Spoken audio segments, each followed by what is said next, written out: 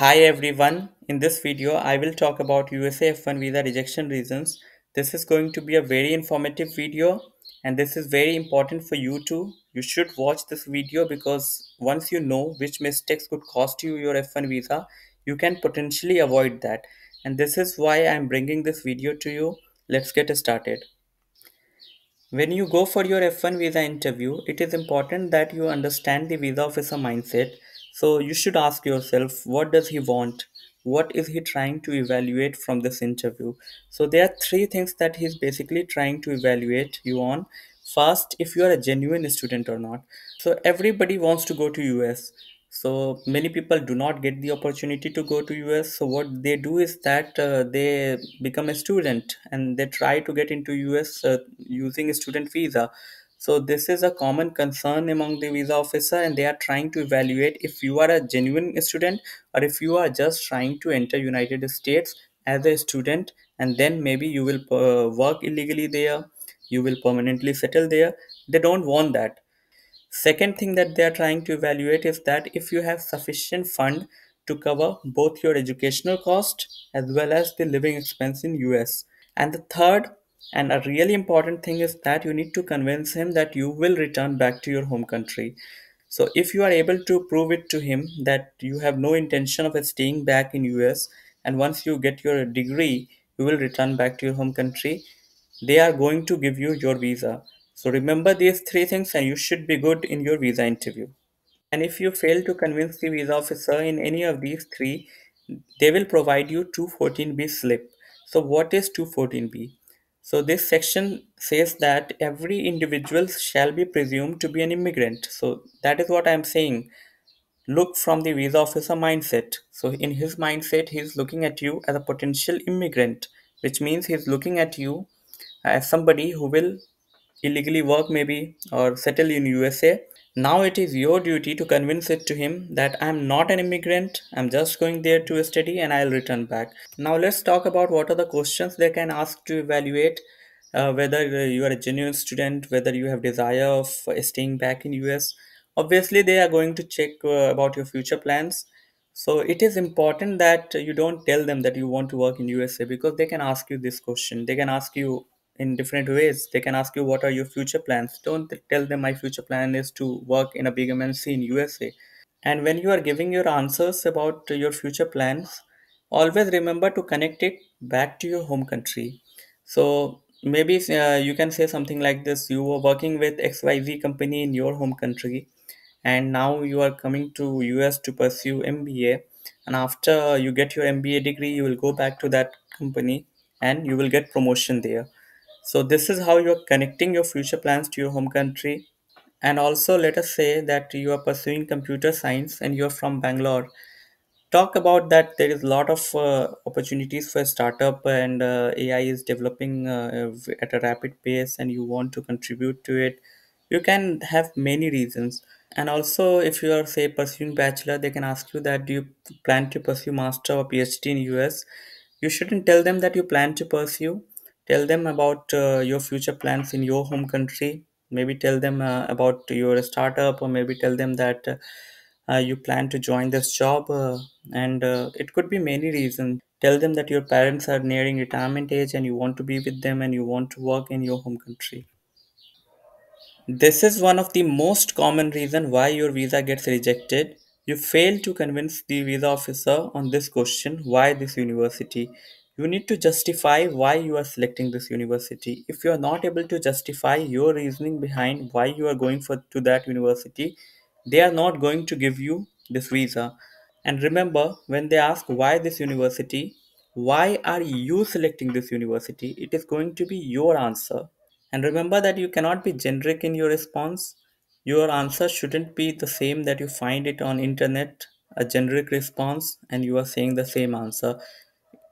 Why this university should be why you selected that university, why you selected that program, what is your reason. So to answer this very effectively, you need to understand the program structure. You need to understand the strength of the program, if there are any extracurricular activities, if there is any research point, talk about that. But for that, you need to have genuine interest in the program. You need to research about the program. You need to check the university website. You need to read the program structure about the advanced course. And but remember one thing, when we talk about all these things, it is important that it should be in your area of interest. You should be able to justify that this is in your area of interest.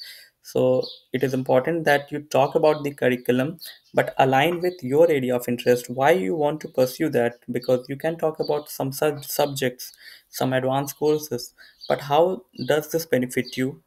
Why do you want to pursue that? How it aligns with your interest? So you need to talk about those things, because that is what makes your answer unique, and your answer should be unique to you. It cannot just be copied from somewhere on internet. And do some research about the ongoing research in your university. Do some research about the professors in the university. And you cannot just talk about any research going on, because if they ask you about what do you know about that research, how is it relevant for you, so you need to have something that connects you, your interest or your background. Maybe you have a work experience in that field. Maybe your academics had some connection to that research, what is going on. So in some way it's going to benefit you, and you need to make sure that whatever you're talking about, you are able to connect it to your background. You are able to connect it to your area of interest. Remember that even if you are not able to connect it to your background, but if you have good knowledge of it, you can talk about that. You can talk about your interest. That is important. That is why it is very important that you read about it, you learn about it, and connect with the right people, connect with the professors, and this is going to help you in answering this kind of questions. So this is the right way of answering this question, why this university? But what are the wrong answers that you can give? It is important that I tell you that too. So the wrong answers and the most repeated answers are actually the course is flexible. Everybody says that, or like, how is it adding any value to your answer? It is well reputed college. Again, everybody is saying that. I like the course curriculum. Okay, what you like about that? You need to talk about that. It has 30 credits out of 30, 12 credits of electives, and you go on and on. Remember, when they ask this question, why this university, this is most often going to be the first question, and this is the best time to create an impression on him. Your first few words, your first 10 to 15 seconds are going to be very crucial, and if you are not able to create good impression, this might be a problem for you. So when you answer something like this about these factual details, like 30 credits, 12 for elective core subjects, remember that you are wasting your time, because he is not interested in these things. So if your answer is starting with this kind of sentence, then most likely you are not making a good impression. So you need to talk about your area of interest, as I have suggested. And remember, like, if your university has good rankings, you can mention that, because obviously that influenced your decision. So for that, you need to again check the website. But your answer, this should be like something that you add on to it. That those should not be the main point. Like, you cannot, you can talk about all these things, but remember that it cannot be the main theme of your answer. Your main theme obviously should be the uniqueness of the program, the strength of the program, any ongoing research that interests you, any extracurricular activities, and if it has world ranking, those should be your main theme. And you should structure your answer surrounding that. The course is flexible, well reputed college, again, not main theme. So if you want to avoid that, you can easily avoid this kind of answer. So your intro, why I'm giving it so much importance is that this is 80% of your job. So your intro should neither be too long nor be too short. Keep these points in mind and structure your answer. So this is one of the reasons why visa get refused, funding. So if you have inadequate fund, if you don't have sufficient fund, obviously they are not going to give you F1 visa. And it is important that you have all the documents, because you need to have your bank statement or any document that you are going to show that you have sufficient fund. You need to carry it with yourself. If you are not carrying it with yourself, and if the visa officer is not convinced, he is going to refuse your visa. And remember that when you show your bank statement to him, if he asks for that, And for example, let us say that just 2 days before you deposited $50,000 in your bank account. So when he sees your bank statement, he will realize just 2 days prior to the interview, you deposited $50,000. So this raised some suspicion that you do not have fund with yourself. This is something that you have arranged for the time being, and if you come to USA, you won't be able to sustain yourself. You will not be able to cover your educational and living expense because you just deposited 50,000 2 days prior to the interview. So your bank statement is not stable, and that could be the reason why your visa he could reject it.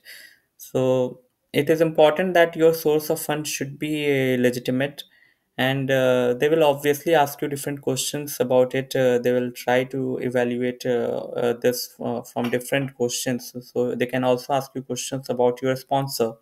Who is your sponsor? What work he does? So you need to answer these questions. So when they ask about what work he does, you cannot just mention that he runs a business or he works in a company.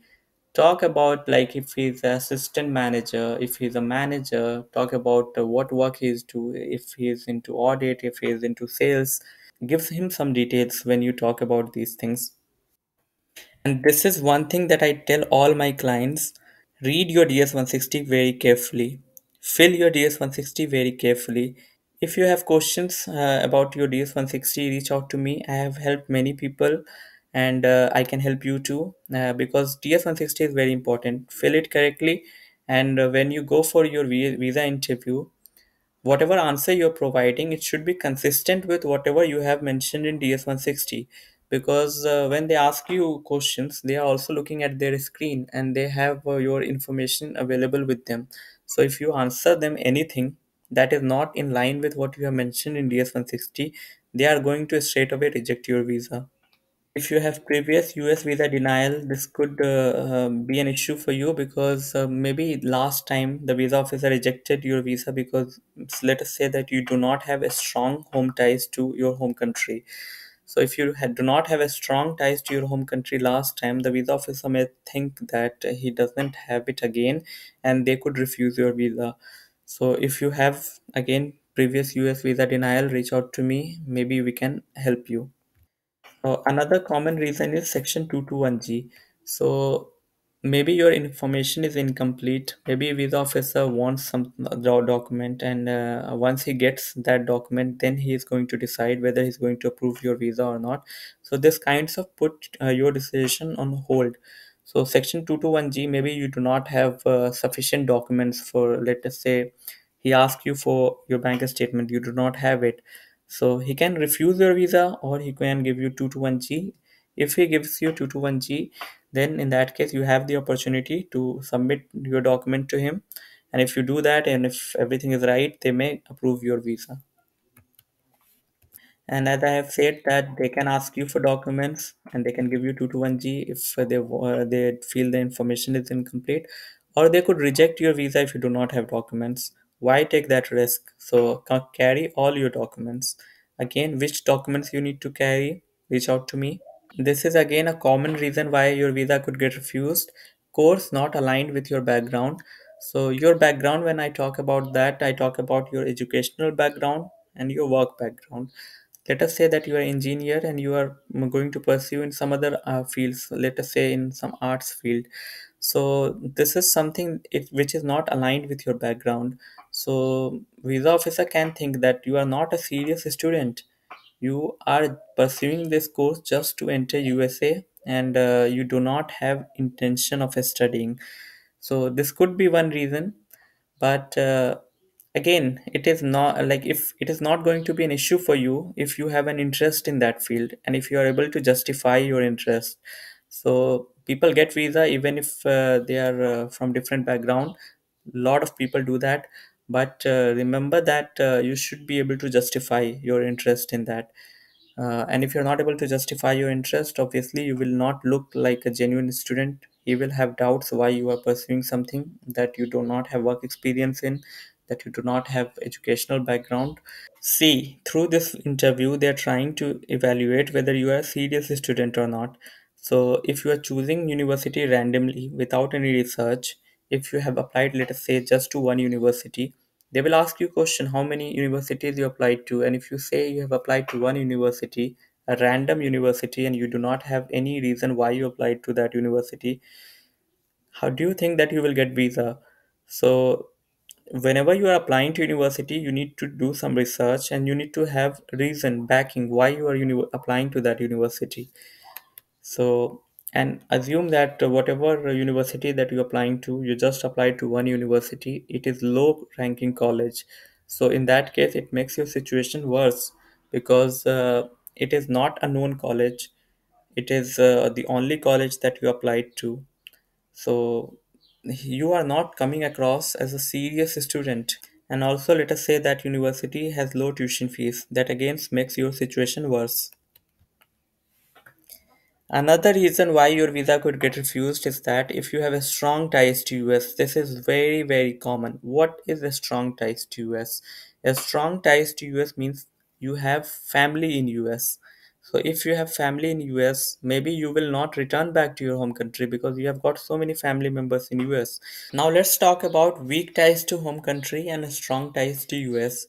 So if you have weak ties to home country, this means that you do not have anything connecting you to your home country. Let us say that you have got most of your family members not in your home country but in US.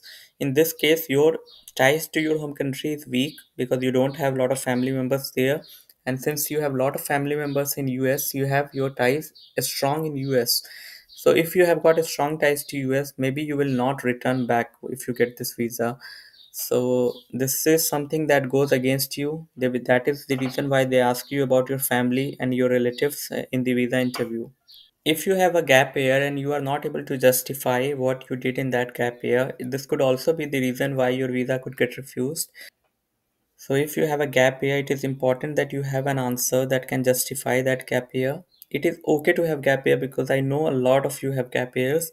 So it is okay for you to have gap year, but have some reasons for it.